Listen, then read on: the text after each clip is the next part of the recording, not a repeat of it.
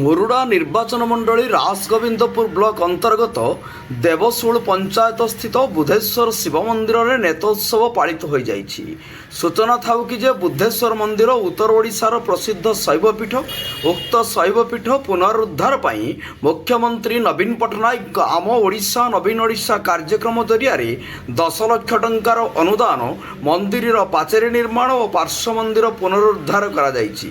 লোকসেবক বলরাম ধড়ଙ୍କ নেতৃত্বে ও মন্দির পূজক আদেশ ক্রমে আজ সমস্ত মন্দির নেত পরিবর্তন উৎসব পালন করা যাউথিবা বেলে সমস্ত মন্দির চতুর্পার্শ্ব পরিষ্কার পরিচ্ছন্ন করা যাইতিলা। এই পরিপ্রেক্ষীরে রাসগোবিন্দপুর শ্রী শ্রী বিনোদী রায় সংকীর্তন মণ্ডলীଙ୍କ দ্বারা ভজন সংকীর্তন পরিবেশন করা যাইছি। এই নেত পরিবর্তন উৎসবরে ভক্ত শ্রদ্ধাঞ্জলি পাই প্রসাদ সেবন ব্যবস্থা করা যাইতিলা। বহু ভক্ত শ্রদ্ধালু প্রসাদ সেবন করিଥିଲେ।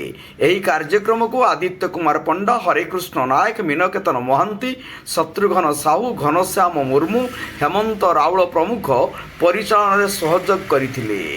ରାସଗୋବିନ୍ଦପୁରରୁ ଶିରୀଷ ମହାନ୍ତିଙ୍କ ରିପୋର୍ଟ, ଜନତା ଏକ୍ସପ୍ରେସ। ଉକ୍ତ ଶୈବପୀଠର ପୁନରୁଦ୍ଧାର ପାଇଁ ମାନ୍ୟବର ମୁଖ୍ୟମନ୍ତ୍ରୀ ନବୀନ ପଟ୍ଟନାୟକ ଆମ ଓଡ଼ିଶା ନବୀନ ଓଡ଼ିଶା କାର୍ଯ୍ୟକ୍ରମ ଜରିଆରେ 10 ଲକ୍ଷ ଟଙ୍କା ଅନୁଦାନ ଦେଇଛନ୍ତି।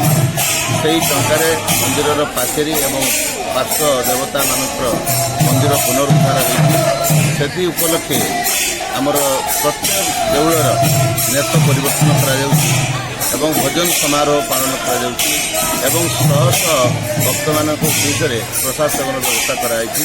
ଆମର ସ୍ଥାନୀୟ ସମାଜସେବୀ ବଳରାମ ଧଳ ଉକ୍ତ କାର୍ଯ୍ୟକ୍ରମ ପରିଚାଳନା କରୁଛନ୍ତି। ଆଜ୍ଞା, ପରିଚୟଟା ଦେବେ? ଶ୍ରୀ ବଳରାମ ଧଳ, ଘର ବାଛିଲପାଳ, ଦେଶୁଳ ଜିପି, ରାସଗୋବିନ୍ଦପୁର ବ୍ଲକ। ଆଜି କ'ଣ ଏଇ ଉତ୍ସବର ତାତ୍ପର୍ଯ୍ୟ କ'ଣ? এটা କ'ଣ ପାଇଁ ଆଜି ଏତେ ବର୍ଷ ହେଲା ହେଉନଥିଲା, ଆଜି କ'ଣ ପାଇଁ ଏସବୁ କରୁଛନ୍ତି? ଏଇ ଆମ ନବୀନ ଆମ ଓଡ଼ିଶା କାର୍ଯ୍ୟକ୍ରମରେ ମୋତେ ଦାୟିତ୍ୱ ଦେଇଥିଲେ କାମ କରିବା ପାଇଁ। ଆଜି କ'ଣ କାମ କରିବାକୁ ଦେଇଥିଲେ ଆଜ୍ଞା? ମନ୍ଦିରର ଉନ୍ନତିକରଣ ପାଇଁ। ମନ୍ଦିରର ତା'ର ଚତୁଃପାର୍ଶ୍ୱ ଉନ୍ନତିକରଣ କରିବା ପାଇଁ ମୋତେ ଦେଇଥିଲେ। ବହୁତ ଅବହେଳିତ ହୋଇକି ମନ୍ଦିର ହୋଇଥିଲା। ସମସ୍ତଙ୍କର ସହଯୋଗରେ, ଏଇ ଗାଁର ସହଯୋଗ, ଏ ପଞ୍ଚାୟତର ସହଯୋଗ, ବ୍ଲକର ସହଯୋଗ, এই ସହଯୋଗରେ ମୋତେ ସେଠି ଘରୋଇ ଦେଶୁ ଆଜି ଏ କାର୍ଯ୍ୟକ୍ରମ କ'ଣ ପାଇଁ? କାର୍ଯ୍ୟକ୍ରମ ଆମ ଓଡ଼ିଶା ନବୀନ ଓଡ଼ିଶା ପ୍ରୋଗ୍ରାମରୁ ଆମର ଯେଉଁ 14 ଲକ୍ଷ ଟଙ୍କା ଆମେ ପାଇଥିଲୁ ସେ ବାବଦରେ ମନ୍ଦିରର ପୁନରୁଦ୍ଧାର କରାଗଲା। ଉନ୍ନତିକରଣ